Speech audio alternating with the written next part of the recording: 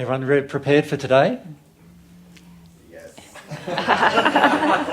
They seem like they mean it. I don't know. Do you think? A lot of trepidation, it seems to me. A lot of worry. I think that's better than if you were just like, oh yeah, we're fine, and then at least they're aware that it's going to be a challenge. Yeah. Today might be a challenge. We also might get a bit personal today. That's usually a challenge for people. After we get a bit personal, generally people don't like us anymore. So see how you go. All right. Our subject matter that I would like to talk about today is my fight with God.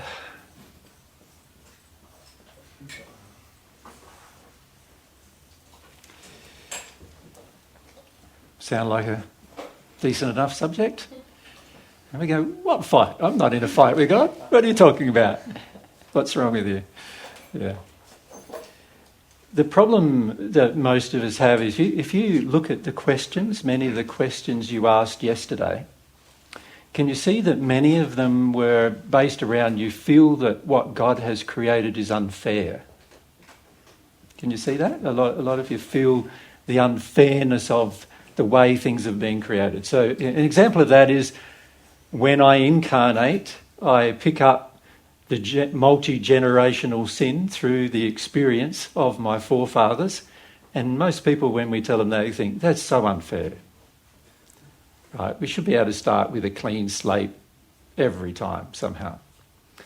And so for the majority of us, we don't realise, but we have a lot of feelings that God's system of things is unfair.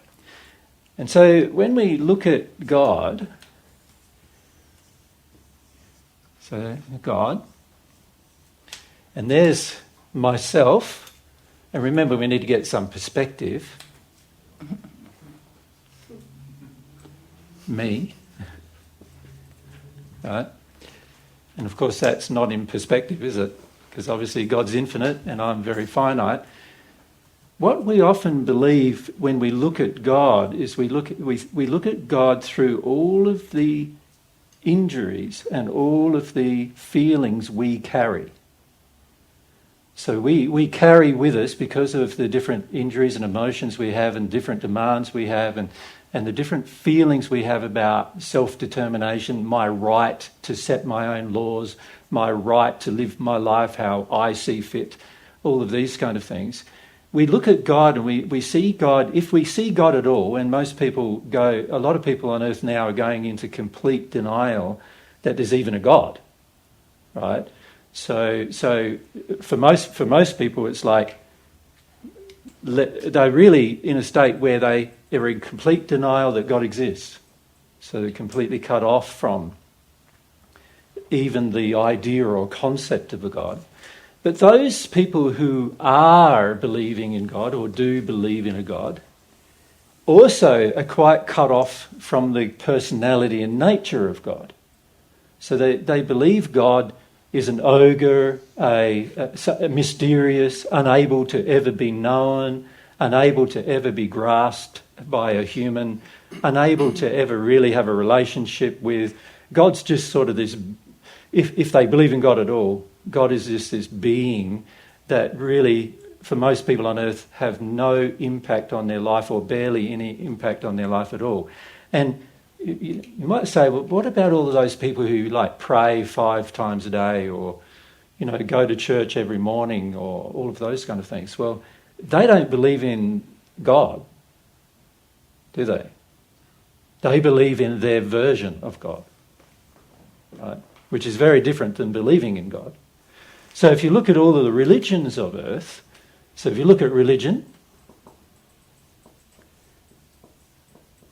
the majority of religions are all about having a concept of God of some kind.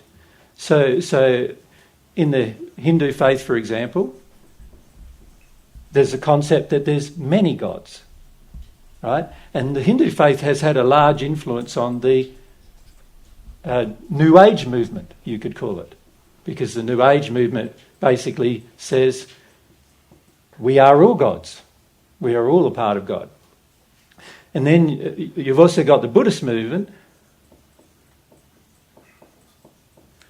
right, which also has a concept that we are God and there is no actual creator, right? And that sort of feeds into that New Age movement, which is an offshoot of the merging of those two things as well. Then you look at the Christian movement, the so-called Christian, because it's not Christian, they believe in a triune God for the most part, like three gods in one, like God the Father, God the Son, God the Holy Spirit. Not God at all, but actually a concept of God that's being created. And they also believe, of course, that you have to be, just let me have a cough. You have to be a Christian in order to be saved by God, saved from your sin. Now, that basically says that nobody else can ever remove their sin. It also, the Christian movement also fundamentally believes that you're a flawed creation, which doesn't say a lot of good things about God, does it? If you think about it. If we were created flawed on purpose, that's pretty mean. If you think about it, wouldn't you try, if you could create something perfect and you decide to create something that's not perfect, that'd be a pretty mean thing to do. So the Christian God and also the Muslim God, very mean gods, very punishing gods as well. So you got obviously the Muslim faith or Islam. They believe in one God. In fact, they're the closest in regard to, the actual concept of God, that there is one. Although there are some Christian faiths who do believe in one God. There's, I think, two Christian faiths who believe in God being, and the Holy Spirit and Jesus not being a part of God. But for the most part, Christian faith is a triune God. But Islam is like one God, right? Allah, one God. And anybody like myself or Muhammad, prophets of God, people who talk about God, which is a better concept, but their imaginings of God being punishing, like many of them pray 5 times a day and then pick up a gun straight after prayer. So that is pretty strange, isn't it? If you think about how much is that, how much is their image of God now modifying their behaviour. So these religions, and by the way, I would include atheism as a religion.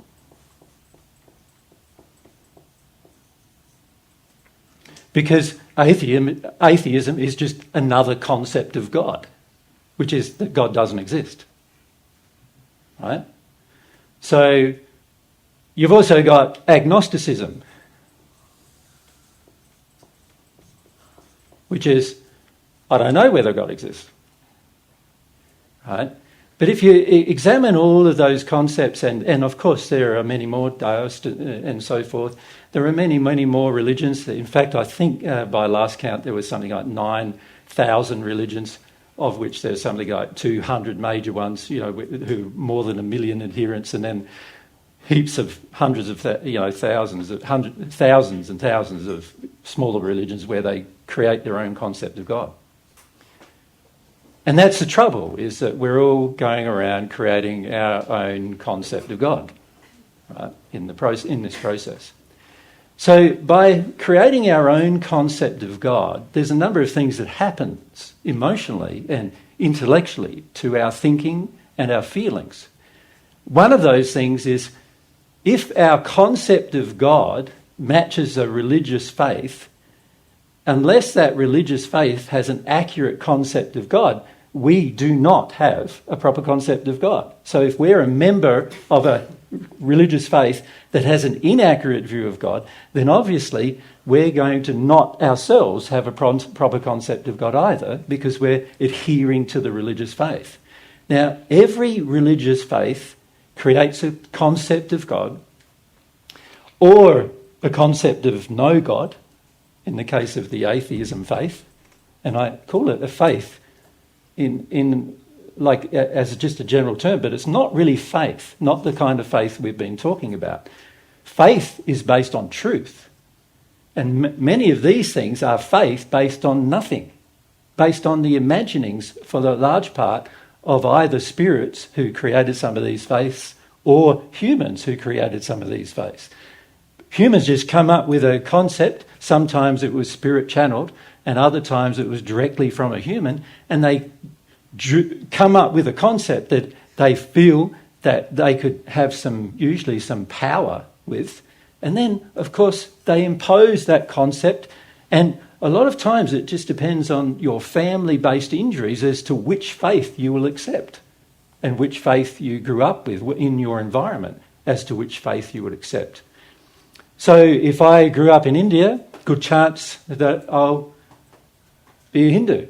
But if I grew up in like Southern America, good chance I'll be a Christian or an atheist. You know, if I grow up in Australia, good chance I'm an agnostic. I got no idea, you know, because Australians like having no idea about much at all.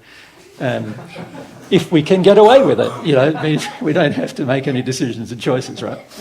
So, but you can see in each case, it's a lot to do with the society in which I incarnated into, the family tree in which I incarnated into. A lot of times that's determining our future relationship with God. Now, already these religions are creating a fight with God because the concept of God is in error, and they want to retain the concept of God that they have. So a common concept of God for these two faiths, Christian and Islamic faiths, is if a person doesn't believe what I believe, then I have the right to take up arms against that person and force them into what I believe. Now, historically, the Christian faith has done that for nearly 1,700 years. And many of the wars all through the Dark Ages were caused by the Christian faith doing that, right? And then, of course, there were reactions to that. The Islamic faith really began sort of in the 600, after my time, 600 years after the first century. And again, it also, although the faith itself had some good tenets of love and care and compassion for people, there is also contained in the holy books that drive these faiths some justifications for war. Now, obviously, that's not in agreement with God. God doesn't want any of his children, just like you, when you have your own children, you don't like them fighting. So too, he doesn't like any of his children fighting, right? And yet these faiths, based upon a concept of God, are encouraging it at times, and historically have encouraged it to the extent that there's a genocide of millions as a result of that encouragement. Right? And this has continued all the way through history, right up until very recently, and even currently. Many concepts of God are interfering with how humanity lives a life on earth. And the question then becomes, well, that's religion. There is literally no religion on earth who believes the truth about God. Right? So that's a problem, because if there's no religion on earth teaching a truth about God, then how am I ever meant to learn the truth about God? It's going to be difficult, isn't it? Because the very people who say they have a relationship with God are teaching falsehood about God. They are actually blaspheming God, actually. They're misrepresenting God. And so for that reason, many of them, obviously God's laws are trying to correct them. And of course, all of these religious faiths, to one extent or another, are in a fight with God.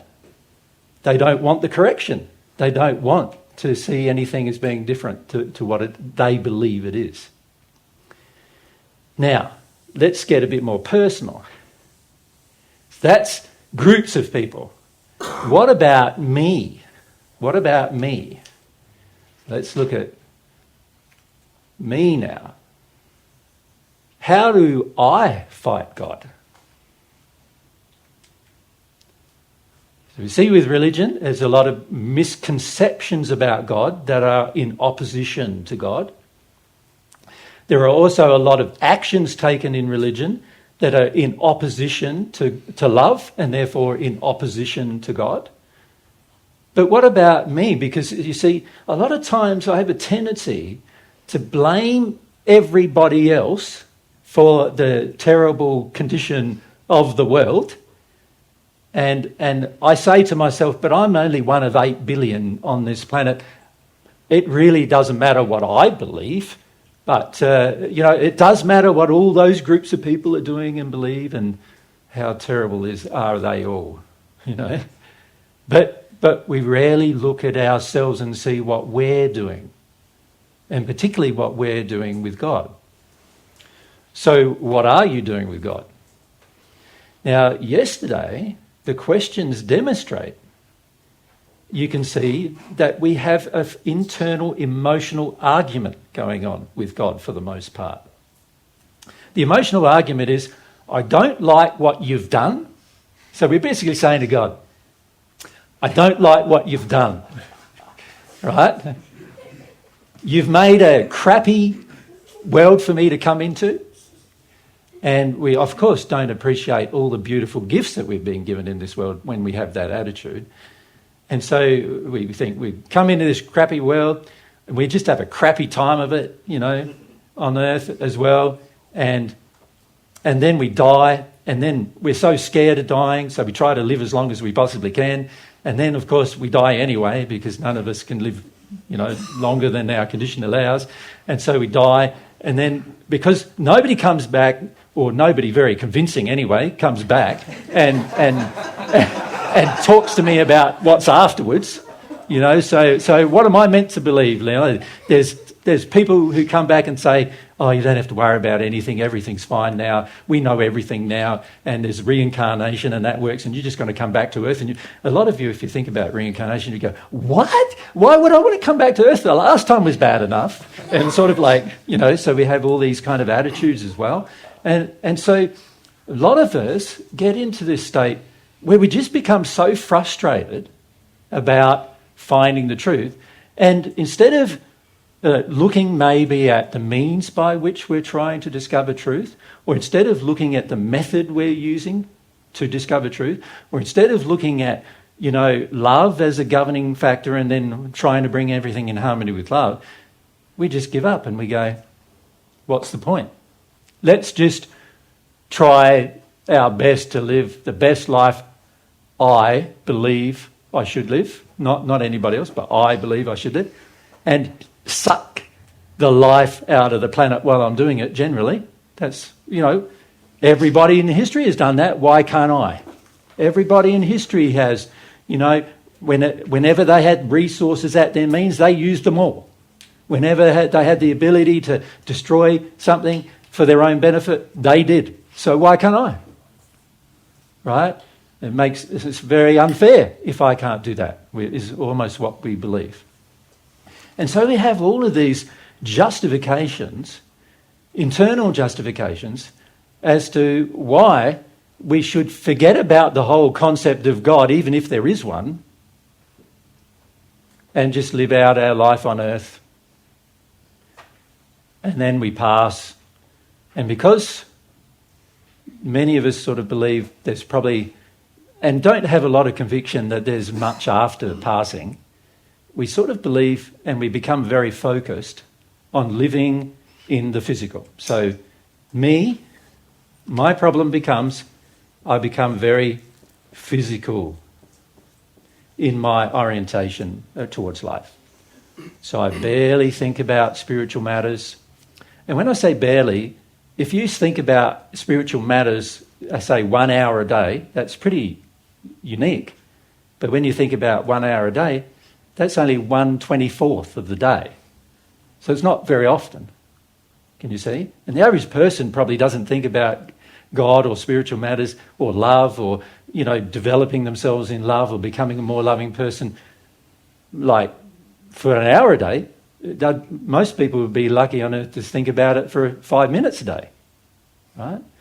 And so we become very physically focused, and as we said yesterday, very sensorially focused. Like we start just using all of our senses to discover things. And we also shut down the very thing we've been created with. Remember, me is not this body, not the spirit one either, but a half of a soul. And we shut down all of the senses of the soul and become physically oriented in the world we live. And we also shut down any what I would classify as spiritual development or development in love. We become very focused on selfishness rather than love, getting what I want for me. So that's often where I stand when it comes to development. So I'm also now looking at God and criticising through my actions. I'm basically criticising everything he's done. I'm basically saying, well, you haven't made it clear to me that you exist, so why should I believe in you? You haven't made it clear to me what I should do with my life, so why should I do anything that you say? You haven't made it clear to me what the rules are, so I'm going to act like there's no rules.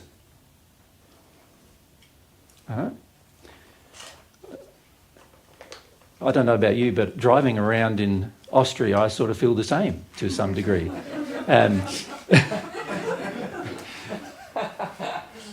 Like, I don't know if you noticed, but when you get in the car, it's really interesting, is it?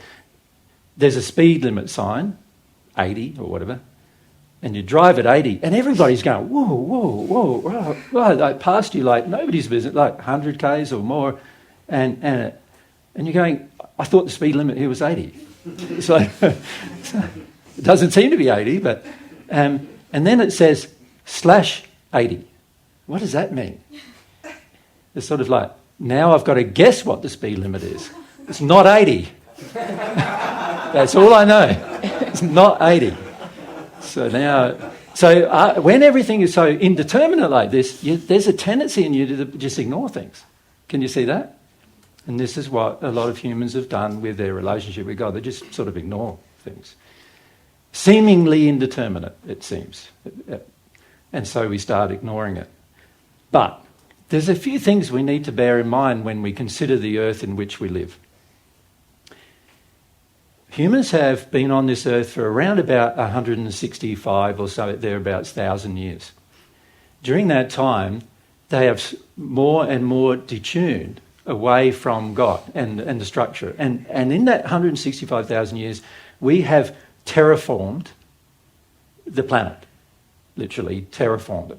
And do you know what I mean by terraforming? It means imposing the human desire for everything to look different. And I terraform the planet, I rip out the trees, I rip out the environment, I kill off everything. It's really interesting walking here in Austria because everything looks so pretty, like green and lots of water. It's just really great. But there's no animals. There's no birds. When I say none, compared to where we live, it's just none. We're lucky on a walk to see 2 birds, even though we walk for 1 hour and a half in the bush, up in the mountains. And that's a demonstration of how far humans have terraformed this planet without realising it, without understanding. And so the only animals we actually see are domestic. Dogs, cats, cows, with bells. And if I was a cow, that would drive me absolutely bonkers. But anyway, imagine having a bell going clang, clang, clang around your neck all day. It's terrible. There's no compassion for the animals either in this place because we have become so self-absorbed that we don't even care about the environment really in which we live anymore. And we're totally dedicated to really just what I would call virtue signalling ourselves to make out we're nice people, when actually there's been 160,000 years of damage that each generation sort of feels like, well, the other people did damage, so why can't I? You want to say something about that? Or question something about that? since the 1800s, we lost 80% of all the bird species in like Europe, like all the mass of all the birds. Yeah. It's like 80%, and I don't know what happened before that, but That's right. even that is like it's immense. It's massive. Yeah. You're talking like, it's interesting at home we're doing environmental programs to improve the environment, and part of the you could say the organisation structure of God's Way, which is an organisation Mary and I are members of, which we were the founding members of. We've been doing these environmental projects, and each environmental project we do, it's amazing how much life comes back. Like the earth and the things in it want to recover, but humans are just not letting it happen. We're not even in tune enough to let that happen. And that's because we're so focused on the physical, but we're also focused on something else, and that is avoidance.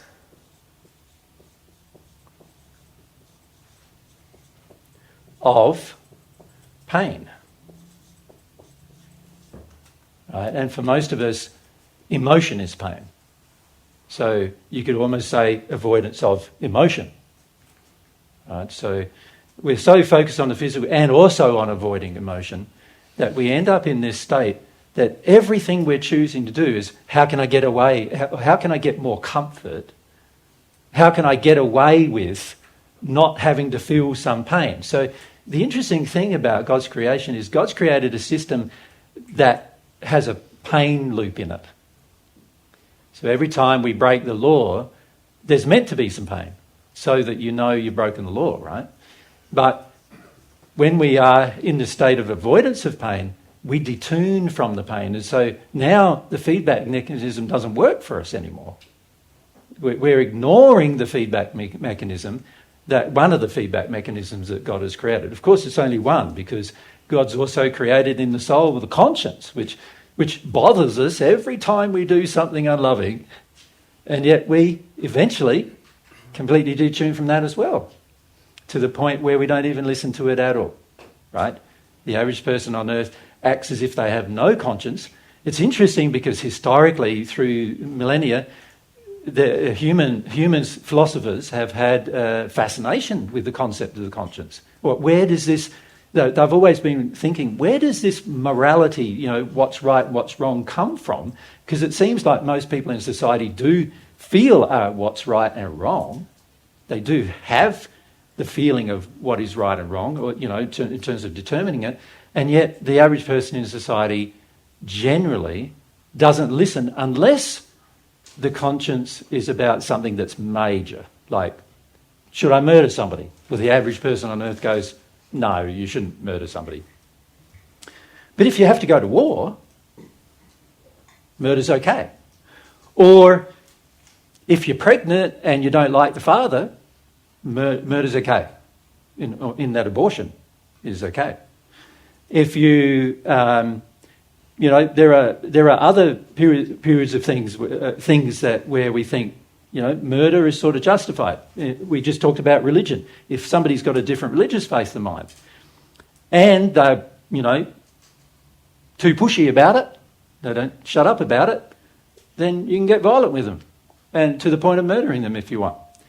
There are these exceptions to the rules. So even though almost every country on earth has a law about murder, which is indicative of the human conscience at work, there are times when every country on earth says it's okay.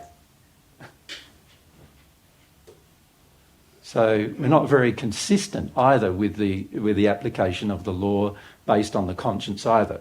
The same applies with things like rape, abuse, things like that. We say that these things shouldn't happen, but they're happening all the time. So there's obviously got to be a problem with regard to the exercise of the conscience. So here I am. My focus is avoidance of pain. I'm focused on the physical. I'm avoiding my conscience. I'm avoiding the operation of my conscience. Because when I break the conscience rule, the moral law, there's a guilt feeling. And most of us don't like to feel guilt. Most of us feel like guilt feels terrible, so I'm not going to feel that. And so we avoid the operation of the conscience. But the conscience is there to help you feel guilty. Guilt is an indication you know you're breaking the law. So it's a good thing to feel guilty under those circumstances. Yeah? So when we feel guilty, we should try to really feel that guilt, and then we can make a different choice, or what? Yeah, and what are you feeling guilty about is a good question to ask yourself, isn't it? Like, why do you feel bad? Now, there are times when you feel bad when other people just make you feel bad, and it's got nothing to do with what is right and wrong. It's got everything to do with what they think is right and wrong.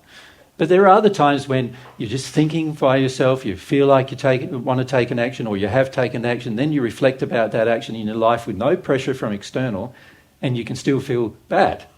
And now, under those circumstances, you need to be a bit more sensitive and go, oh, why am I feeling bad? There's got to be some reason, you know. And actually, it's the operation of the law of compensation, trying to help you feel guilty so you know you did something wrong. In the spirit world, in the hells, that's what the majority of people in the hells are actually doing, connecting to their guilt about all the things they did wrong.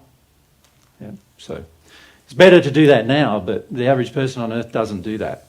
Because the average person on earth is in this fight about everything with God. So let's look at where we're fighting, shall we? Can you come up with some ideas of, if you have an honest look at yourself and then say, these are the areas that I'm sort of fighting. So can we do that?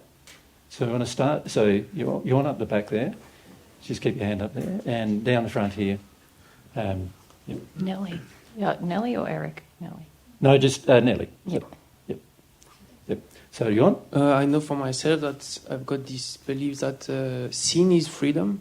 Sin is? Freedom. Freedom. Yeah. Yeah, okay. That's a good acknowledgement.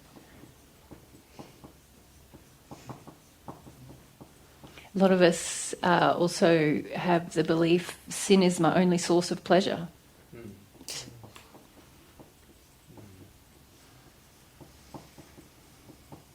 Well, I think that just the fact that you're calling it sin is further developed than the average person. Because the average person thinks sin does not exist. That's how far we go, right? There's no law, in other words. Yeah. I let myself go into emotional overwhelm. Okay, what do you mean by that? Like, not long ago I've been praying, like wanting to know truth and more desire for connection with God. Yep. And like a week after, like things happened into my life where I got emotionally overwhelmed. Like it was a lot. I felt it was a lot. I see what you're saying. Like you ask for some truth, Yeah, you get some, and you go, I don't want that much. I don't want that. So I completely blocked after that. Yeah, that's very true. So that is really saying, if I have to feel a bad emotion, then I don't want to know. Yeah. Isn't it? That's really saying, it's avoidance of emotional pain, but it's really saying, I get to the point where I can cope with so much, and then beyond that, all bets are off now, I'm giving up, or I just don't want to know anymore. It's too much to ask. Too much to ask for. Yeah. So we're basically saying being loving is too much sometimes. Like learning love is too much sometimes. So how do I put that in a few words? I think what you said, it's really like I should never have to be overwhelmed, isn't it? I should always have everything in control. It should feel manageable. I should always feel manageable. Yeah. So should we call that I should be able to stay in control? Yeah, and I don't trust God also in that place. Good, yep. Yeah. So control is reasonable. Well, yeah. Yeah. We call it that. If we come down to here, Eric. And so Eric, and then up the back there. Yes. I fight with my soulmate, not in the real sense, but I don't want to meet the person. I just don't want to have one. I want to choose by myself. Okay. When it comes to love, I want to choose. In other words, I want what I think is good. And I don't care what God thinks is good. God doesn't know what he's doing. Like, I know what I'm doing. I know what I think is good. And that's really saying God didn't know what he was doing creating my soulmate for me. It's better that I can choose for myself. But I also, it's interesting, it's not just with soulmates. I want to choose what laws to agree with and what ones not to. I want to choose how I live my own life. I don't want to have to be governed by some kind of guiding force or guiding principles. I want to be able to just choose. In other words, I want to exercise my will towards what I believe is freedom. Right? Is really what we're doing. Yeah. So out the back, next citizen. I want to take a shortcut to God. Okay. I want to avoid all that work, with emotions. I'm lazy, but easy. Yeah. I want it to be easy. Yeah. To get in his office, her office, and said, "Who's my soulmate? What is my mission here? Yeah. Tell me." Yeah, and I want to be able to say, "Who's my soulmate?" And he says Mary. And I go, "Great, I know now." Right, but do we really even want that? Because the majority of us go, "I didn't want it to be Mary. I wanted it to be somebody else." So we often we feel like, do I even want to know what the truth is? For the most part, we find the truth confronting. We want the truth to be easy. Right? But see, even that concept is flawed, isn't it? Because if we've had thousands and thousands of years of sin, then what that probably means is that sin, we feel, is easy. Right? And then we feel truth is hard. So when we talk about truth, a lot of the times people don't want the truth. You think about it in relationships even. Sometimes like you see partners and one is unfaithful, the other one doesn't even want to know. You tell them, and why did you tell me? It was better when I didn't know. And it's because we want easy with a lot of things, isn't it? Relationships, friendships, life, easy. Yeah. Up the back in the... Yep.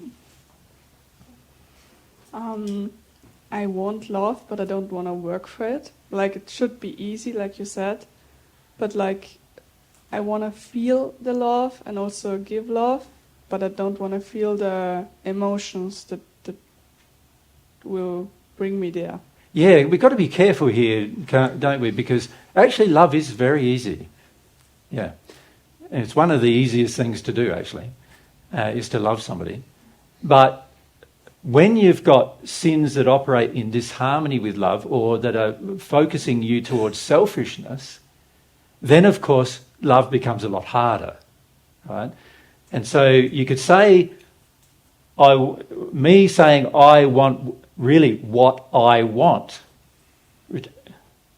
right? Rather than going, well, what's best for all of us? We go, what's best for me? And also, I am not very good at determining what's best for me. You have a look at your own lives. Most of you are not very good at it. Isn't that true? Not very good at determining what's best for you. If what's best for you is what you've got, how many of you are happy with that? Not many that are happy, is there? If you look at the world, how many people are actually happy? Happy with their relationships, happy with their friendships, happy.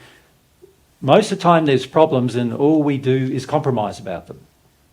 So in a relationship, in fact, if you go to a relationship therapist, has any of you tried that? Gone to a relationship therapist to get some help? One of the very first things they'll recommend to you is compromise. Right? And that's like recommending something that's going to kill your relationship even more as a solution to your relationship problems. And compromise doesn't work, particularly when you start compromising love. Things don't work. You can't compromise love in a relationship, but see, the average person thinks, I need safety. You need, what is it you need? Sex. Like, so I need sex, Mary needs safety. Mary gives me sex, I give her safety. We're in a good relationship. It's a terrible relationship, right? If it's like that. So we want easy, but we also want only what we want. Is another part of the problem. So I don't have faith that God is good, and I kind of want proof of that before I have a relationship with him or her. yeah, how about God wanting proof that you're good? Well, he can see everything I do, so he can make up his own mind. So he already knows you're bad. Is that what you're saying? He knows everything about me, but But it's interesting, isn't it? We demand things of God that we don't demand of ourselves. So it's sort of like, I want proof from God that God's good. And I think there's huge amounts of evidence that God is good. But what about all the evidence that you're good? Are you willing to provide that? You know, a lot of times we're not, are we? We just say, no, I am what I am and I'm going to be what I am. See, a lot of times when it comes to our relationship with God, we really don't want what we think we want from God. So an example of that is, do I keep going with that, or do I have this little segue? Have a segue. Have a come back. segue. Yeah. I'll come back to that. Fundamentally, our problems with our life boil down to a couple of fundamental things that we're not doing very well. And the very first thing that we're not doing very well is truth.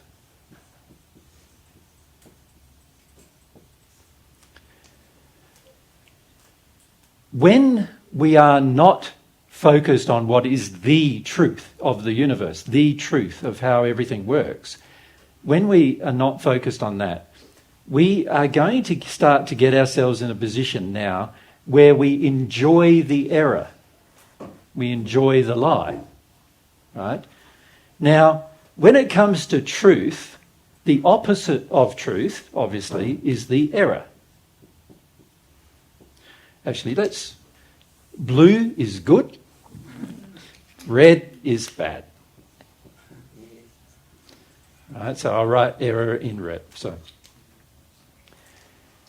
almost everything you will get to do in your future life will fundamentally boil down to the battle between truth and error. And most of us think that our problems in life are very complicated. We believe that, the problems of the world are complicated. But they're actually not very complicated at all, because they fundamentally boil down to, you could say, the battle or the war between truth and error. Now, truth does not battle. It just presents itself and leaves it be. Does that make sense to you? Truth does not battle at all. But error fights to the death for itself to exist. It fights for itself as truth, doesn't it? As truth. It presents itself as truth, and if it can't present itself as truth, it attacks the truth, and if it doesn't attack the truth, it fights the truth until it can kill the truth. That's what it does. Alec? So I wrote down yesterday, and that's my question, is that right? I wrote down, I don't believe that the small changes in the course of a day I make are changing my life. That's why I don't choose to change those behaviors. Those little things where you said yesterday they have a big outcome. Yep. And I often choose not to change little things because I think they don't have a big outcome or don't really change myself and my loving behavior. Yep. But what bearing does that have on the conversation about truth and error? You just mentioned something like that, and I thought... Well, yesterday I did, yep. Okay. But there is a bearing on what you're saying on truth and error, but I don't know if you've joined the dots with it, though. Okay. Yeah. What is the bearing? So there's truth in everything. Little things, big things, they're all... There's truth in everything, isn't there? There's also potentially error in everything. in the sense there's little things where you could be in error, big things where you can be in error. There's potentially error in everything as well. Now, if error has the attitude, I'm going to fight for myself, then can you see in the course of a day, even if there's a little thing that comes along, error is going to say, but I like my little thing. So an example of that, I raised this with the Belgium group. Example of that is, how many of you love coffee? Yeah? Drink a coffee. How many of you, keep your hands up, how many of you love chocolate? So keep chocolate, so now we're fair viewers. How many of you love tea rather than coffee? But keep your hand up if you love coffee, tea, chocolate. So now we're getting to meet like most of the audience. All right. How many of you? These are. How many of you still like eat meat? So keep your hands up. How many of you still keep your hands up with any of these are true? Is basically what I'm saying. How many of you still smoke? How many of you still drink alcohol? How many of you still can you see? Everything I've just mentioned is an addiction. Every single one of them. By the way, every one of those addictions are having a major, major impact on the environment of the planet. What they're doing with tea and coffee is they're clearing whole swathes of environment that are high value environment, like we're talking, rainforest, subtropical and tropical rainforests and everything, high value environments, lots of water being used, and they're turning them into a monoculture. And then on top of that, do you think anything that was there in those places before can survive? Of course not. They don't have anywhere to build a nest. They don't have anywhere to lay their eggs. They don't have anywhere to have progeny. They don't have any safety. They don't have any security. They don't have any food anymore because they can't eat coffee beans. And so they will die off, right? We don't understand that even our tiny little addictions that we think, it's just a cup of coffee, or it's just a little bit of chocolate, or it's just a whatever, Alcohol, in Australia with alcohol, they're clearing away almost every other production of food in some big farming areas and just planting vineyards. Planting vineyards, more and more vineyards. You look over some countries here in Europe, everywhere you drive, just vineyards. You look through, sort of northern Italy, France, vineyards. There's fruit trees occasionally here and there, but vineyards mostly because we like our drink, right, as a human population. And that's because we like avoiding emotions. Drinking alcohol helps us avoid things. So we like our error. And the error is going to fight for itself. And even in little things, Alex, like a cup of coffee, a bit of chocolate, whatever, we're not thinking, what's the right thing to do here? What we're thinking is, what do I like doing here?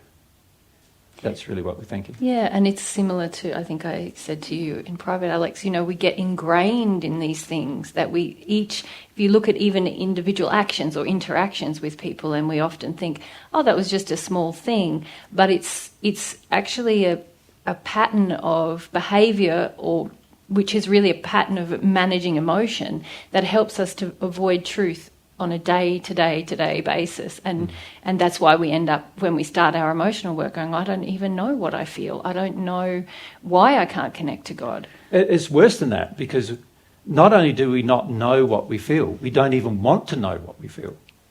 And those behaviours and those patterns they're all there to support us not knowing what we feel, not knowing truth. So error fights in a lot of different ways, right? And one way is complete denial of truth. Another way is re-imaging itself. You could say creating an illusion of truth. Right? An example of that is recycling is an illusion of truth. Microphone. Oh, sorry. So are you suggesting that we give up coffee, tea, wine or whatever? Or is it just the overindulgence of those things? Is one cup of coffee a day okay, or one square of chocolate, or whatever? Right, you have a good question. Put it on the board, Jesus, the set of rules. Yeah, what's your set of rules? I know most of you would like a set of rules, but love. Let's look at love. if I love the environment and I think about 8 billion people having 1 cup of coffee a day, how many how many coffee plants are going to be required for my 1 cup of coffee a day?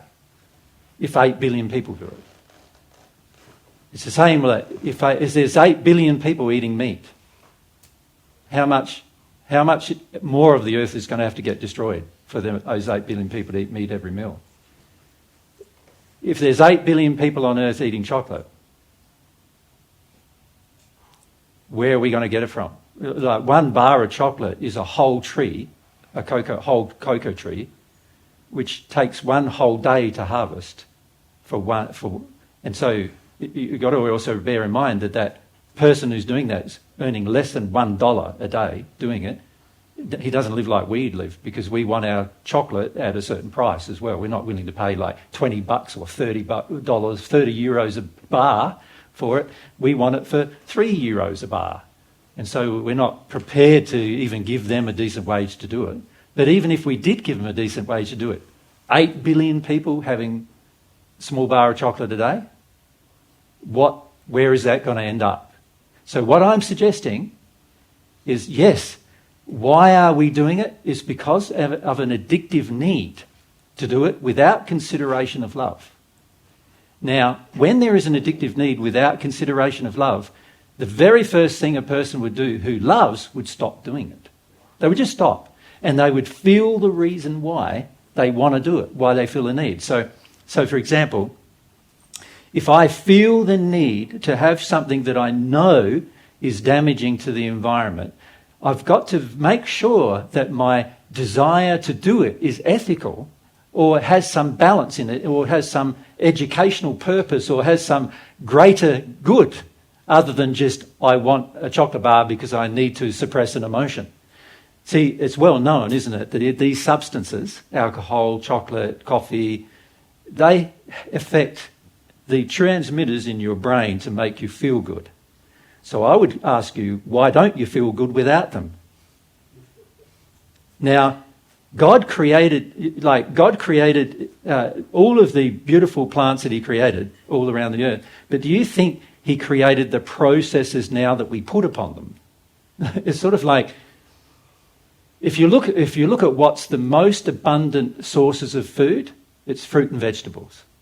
Vegetables are the fastest growing plants generally on the planet, and fruit, 1 tree, thousands of pieces of fruit in 1 year. Same goes with nuts, thousands of pieces of nuts in 1 year. And also they multiply very easily. Often they can be grown from cuttings as well as from, seed. They are by far the most sustainable things that we have. Anything that feeds our addiction becomes a drain on the environment and a drain on society. So how many trees do I have to get rid of to put in a cocoa plantation? How many forests do I need to get rid of to put in my coffee beans? How many? And then when you talk about forest, there's millions of different varieties of animals, birds, creatures, insects, right the way down to plants that I'm clearing en masse in order to feed this addiction. So is this addiction as innocent as I believe it to be? Yep. Well, yeah, I understand what you're saying about, but there's a big difference between an addiction and the odd cup of coffee or a square of chocolate or whatever. And you don't have to have I don't agree. You don't have to have a whole bar of chocolate every day. You might just have 1 or 2 squares, which I do normally, I know that you do, and you're justifying it. I get that. I get the reason for your question, which is the motivation of this Jesus guy. He's so severe, isn't he? He's saying, I'm not allowed to even have my 2 squares of chocolate a day. How bad is that? And it's like, and the other guy's saying, I just have a little drink, at night before bed or whatever. You're saying I'm not allowed to have, I just have my 1 puff of smoke a day and whatever. And the reality is that when we really want something and we feel we need it, we will justify lots of things for it. And if everyone on the planet has the same justification, large-scale destruction of the planet will occur. Right? So if everyone on the planet has the desire to have as big a house as I have, when I say the biggest house as I have, if I have a double-storey house that's way too big for what I need, if everybody on the planet does that, then at the end of the day, we're going to run out of resources. If everybody on the planet lives like Europeans and Americans and Australians, and the reason why everybody on the planet doesn't is because Europeans, Americans, Australians, the Western cultures have taken and raped the countryside of large-scale populations historically for centuries in order to get what we now have. And we continue to do it. We're taking it out of the ground, we're taking it out of the atmosphere, we're taking it out of the environment, we're polluting the atmosphere at the same time, polluting the environment at the same time. And every single one of us doesn't realise that my little 2 squares of chocolate a day contribute to that. Right? And that's a problem, that we don't see that. Can I say it contributes in more ways than one? Like, it contributes in terms of environmental destruction, yep. But I sometimes feel even more significantly, it contributes in that it is helping me to deny my pain, helping me to manage or control my experience. Sometimes we feel it's the only thing we get to enjoy a day. And in that process, instead of feeling that I don't enjoy my day, we have these little tethering points where we get some comfort. Yep. And sometimes it's not even those things you're saying. Sometimes it's bread, or, sometimes it's like there's a lot of things we do to kind of, that we consume in this case, or engage our phone, or lots of things to avoid this displeasure, this lack of pleasure inside of us. And in doing that, we hold on to the sin that is largely contributing even more to the destruction of our relationships, of our children's condition, of the society we live in. Our health. Our relationship with God. So it's a double-edged sword, if you like. One, the environmental destruction is almost an effect of the desire to hold on to the sin that we're managing with the physical substance. And even in the environmental destruction, how do people who live in those environments eventually end up living? They end up living with dirt floors in shanty towns, working on these farms that we get our daily thing from, and we're not considering love of them either in the process of what we're doing. Yeah. The big companies are making more and more money out of it, and the small people who are doing the actual work are getting poorer and poorer and poorer. Right? You look at how life here is in Europe. You're getting leveraged with money leveraged on everything you do. Like, you can't even wee without having to pay for it. That's bad. Oh, that's quite good, actually. Okay. Yeah. Is that better? The light went on. Okay. If we go up the back and then down the front to Julissa. Yep. I have a question, because you also said tea is also like addiction. I understand that. Yeah. But what is when you have a garden and you plant some herbs? Oh, well, now you're talking about something very different, you see. If I decided I was going to have coffee, and I decided I was going to plant a coffee bush in my garden, and it's only one bush in my garden, I've got lots of other bushes and trees and lots of other fruits and vegetables in my garden, and I decided that I was going to beat those beans until I could crush them up and use them and dry them out and use them, and I decided that I was going to do that. Now, I think that's a lot more sustainable, isn't it? Isn't that also a lot more loving, because I'm taking responsibility for my addiction? Oh. Even if it is an addiction, I'm taking more responsibility for it, right? If I had my cocoa tree in the backyard and I cut off all my cocoa beans and I lay them out and I dry them for 3 weeks and I crush them all up and then I split them all up and then I put them into a paste and a powder and I crush all that up, just like has to happen with my chocolate. It's a whole big process, right? And if I'm willing to do that to get my 1 block of chocolate a year, which is what it would end up with from one tree, and I'm not going to plant en masse a whole great big rows of them and destroy heaps of the environment doing it. It's just going to be in my backyard garden. That's sustainable. And it's also more loving to the people who have to do it for me and they don't have the backyard. It'd be better if they could have a backyard and be able to do the same thing for themselves. Right? It's more sustainable in that regard. So that's more loving. Even if I'm still in addiction, that's more loving than what I'm doing. Does that make sense?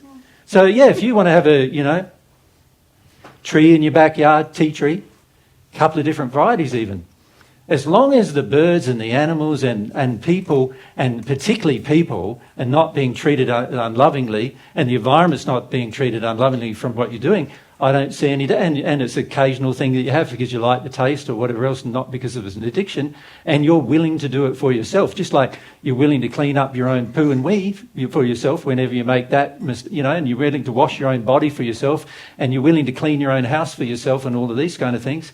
Well, as long as you're willing to do all of these things that most people view as unpleasant, right? This is why we pay other people to do it, but we pay them nothing to do it, right? Which is not fair. Like, they're doing all these wonderful things for us, all the people who make our flour, all the people who even make our cocoa for our chocolate. They're doing wonderful things for us, but we're not acknowledging or honouring that through the payment of them in a proper wage or a proper lifestyle. We're getting a proper lifestyle for us, and we're basically shifting a lot of the responsibility for our desires onto other people, which is an unloving act. So I don't have any problem with you growing a cocoa tree in your backyard or a coffee one for that one, and occasionally having coffee. But do you think one bush of coffee is going to satisfy your coffee need once a day? Because if you look at the process of how many beans are required and how many beans come off a bush, you'll start seeing, actually, I'm using a lot more than one of those bushes myself a day. We have become even so divorced from the actual processes that create our food and and feed our addictions that we have no idea what's happening. And we like it that way, because if we knew, we'd have to change, and we'd have to go, maybe I should have 1 square a day or none, right?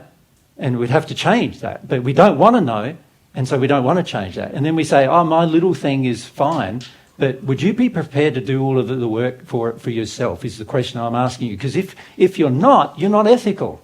And if you're not ethical, you're not loving. It's as simple as that. Right? So if I'm willing to go through planting a plant, not destroying the environment, getting the harvest from that plant, crushing it up, and the same, by the way, applies with flour, bread, and all these other things too, of course, because they all require processes, right? If I'm not willing to do all of those things myself, but I want other people to do it, then I am simply not ethical. I'm requiring somebody else to do something that I'm not willing to do. And a lack of ethics is a lack of love, right? So we find this in the God's Way organisation when we're helping people, right? When people come, there's people who come. I think here you've come, haven't you? There's a few who've come for a few months and everything. And what often happens is a person comes, and we're out in the backyard. When I say backyard, it's 600 acres or whatever. And you're digging holes and by hand, and everyone's going, "Why haven't we got a machine to do this?" It's like, And it's all because we have so much demand that we don't have to be the ones fixing our own damage to the world. And yet, at the same time, we're in the illusion we're creating no damage to the world. And we're creating damage pretty much every day. Like, Mary and I are very aware that every time we buy a bit of tech, we're creating damage to the world. So is the benefit to the world going to be greater than the damage we're creating? It has to be a question we ask ourselves, doesn't it? Yeah. So we decided to fly to you guys to talk to you about truth. In that flight, we consumed heaps of carbon. It was all put into the atmosphere. There was a whole heap of things that happened. Mary and I at home, we have a tree planting thing of our own where we do our own carbon offset. Does that make sense? And we do that because we are aware that if we don't do that, we are not taking personal responsibility for the problems we're creating. Right? That's why we do it. That's why we have these environmental programs at home that we spend around about a third of everything we ever do goes towards them so that we can fix and repair damage. Now, a lot of the damage we're also finding in the process, we're fixing and repairing other people's damage as well, which is great because it means that at least there's some righting of the wrongs of the past, right, happening as well. And we're happy to do it because, like, the people who did the wrong of the past, they're now in the spirit world and they can't do it. So the ones of us that are left here, we're the only ones that can do it, right? So we've got to have a different attitude. And if love was driving us, we would have that attitude. But for the most of us, we are in denial and illusion about what is the truth about these matters. And we like the illusion, we like the denial because the denial lets us keep doing what we want, what we think we need. So we like it. And we're not admitting to ourselves we like it. Right? And to actually make some sincere change and become sincere people, and even, if you think about it, to have a relationship with God, I'm going to have to get out of my illusion and get out of my denial about it. Yeah? So what I've found personally is the more I progress and the more love I receive from God, the less I feel like having coffee. Or when I was doing computer work, you imagine we used to have a lot of very long hours in computer work. You know, I used to have 4 cups of coffee a day at least, and I'd be wired, you know, like doing, you know, there are times where I would stay up 4 days straight without sleep. Now, what do you think kept me awake? Coffee, right? So I've been there. I know all about the whole addiction thing and the purpose of it and why we would do things, right? But I found that as I grow in love, and I, in particular, release certain emotions, the desire for these things just drops away. It's no longer there, right? Yeah, So, and I think that's a very important point because the problem is when we speak about these physical things, Jesus often speaks about the physical things because they're very tangible and it's like a way to give a concrete example. But the problem is now, say you all go home, no one ever touches coffee, tea or chocolate ever again. Have you grown spiritually? No. well, hang on a sec, though. Oh, you've grown in your ethics? Certainly grown in your ethics. Perhaps, but you have to But also, hang on a sec, though. Yeah. It's going to challenge some emotion. Yes, but what are you going to do with that? What are you going to do with that, though, is what Mary's pointing out. Yes, preventing the action is not going to do anything unless you're humble in the process. But also, this is true. If you keep feeding addiction, do you think the addiction is going to give itself up? No. You know, any smoker who's a smoker who's trying to give up knows that if they keep the cigarettes in their pocket while they're trying to give up smoking, it's not going to work very well. Isn't that true? Right? So the problem for many of us is we say, oh, but it's only a little bit of addiction. And maybe if I process an emotion first, then I'll give up the addiction. No, if you know you have an addiction and you know it's unethical to continue it, then why aren't you doing it right now?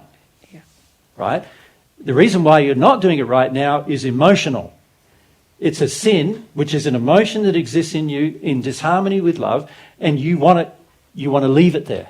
You want to act upon it. You want to keep it there. You don't want to do anything about that particular feeling. So, you know, when we talk about like coffee, for example, coffee gives you something. It gives you something you're missing in your life. That's why you need a cup of coffee, because it gives you something. Like the only thing now I drink is water. There was a time when I was in my early 20s, I only drank Coke. I did that for nearly a year. You know, Coke was cheap. Like, you know, in Australia, it comes in 600 milliliter or 1 litre cans, not 330 litre cans or milliliter cans like it does here. So it's like jumbo sized. And so, you know, and you buy a carton of them, of 24 or 32 for like $12. Cheaper than water. Cheaper than bottled water. And I find that interesting. Like, Coke is mostly water with other things mixed in, and yet water is more expensive. And I go, there's something wrong here, right? Something that feeds more addiction is more expensive, is cheaper than something that doesn't feed addiction and is more pure. And this thing is actually made of that thing, and yet it's cheaper. How does that work? Like, there's something wrong there, right? But anyway, so I used to drink this Coke, and after nearly 2 years of drinking Coke like that, I started coughing up chunks of phlegm all the time, and in the morning I'd be in the shower and I'd be coughing, and all this phlegm would come out and everything. Like, my body was telling me, you're way, way wrong here, right? Anyway, gave it up. I didn't deal with any emotion. Not at that time. Now when I even smell Coke, it's like, it's a drug. That's why it's a popular drug, of course. Of course, the very first part of that drug was made out of poppy seeds, wasn't it? Or what was it made out of first? Cocoa. No, the cocaine. Yeah. Cocaine? Yeah, the leaf of the cocaine plant. Yeah, leaf of the cocaine plant, yeah. So, yeah, I can sort of understand that. That's how it felt for me, anyway, at the time. But I was in denial and illusion, and my pain, the pain, caught up with me. And the pain said, stop. And so I stopped. You can stop and make some spiritual progress. Of course, if you don't, as Mary said, deal with the emotional driving force, it's going to be harder to stop. And it's also, you're not going to make further progress than just making an ethical decision. But you can still make an ethical decision, right? And when you do, emotions come up. Like, I started feeling why I needed it. It was all about, sugar comfort, And once I realised that, I started dealing with some emotions about it. Why I needed that level of sugar comfort in my life, Yeah. Julius? May we have a toilet break before I ask the question? No. No, I'm dying. Yeah, you're dying. Yeah. Let's have a toilet break and we'll continue.